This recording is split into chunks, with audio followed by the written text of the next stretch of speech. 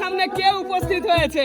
আপনাদের সবার প্রিয়, সবার ভালোবাসার এবং সবার পছন্দের একজন মানুষ রিয়ামণি আজ উপস্থিত হয়েছে মেশআপ গান নিয়ে। উস্তাদ, হ্যাঁ সাগর, রিয়ামণিকে দেখে খুবই ভালো লাগছে উস্তাদ, লাগছে। আজ অনেক দিন পরে। হ্যাঁ, আরো ভালো লাগবে কি যদি তুমি গানটা শোনো। কারণ হলো কি, গান তো মেশআপ গান গাবে, একের পর এক গা যাবে, কিন্তু তারপরও গানগুলো কিন্তু এক তালের উপরে গাবে। ও বাবা, আজকে একই তালের উপর গান হবে নাকি? তালের উপরে হাইস 10টা গান এক তালের উপরে হবে, আর 2-3টা গান অন্য তালে হবে। ও তাহলে আচ্ছা, এখন বোঝো, তাহলে তো 10টা গান খুবই- কিন্তু এক তালে গাওয়া। একই জনের লেখা, আব্দুল করিমের গান। ও আচ্ছা, সবগুলাই প্রায় দুইটা মনে হয় ওনার লেখা না। ও আচ্ছা আচ্ছা। তবে যাই হোক, সবকিছু মানে দেখে আজকে খুবই ভালো লাগছে।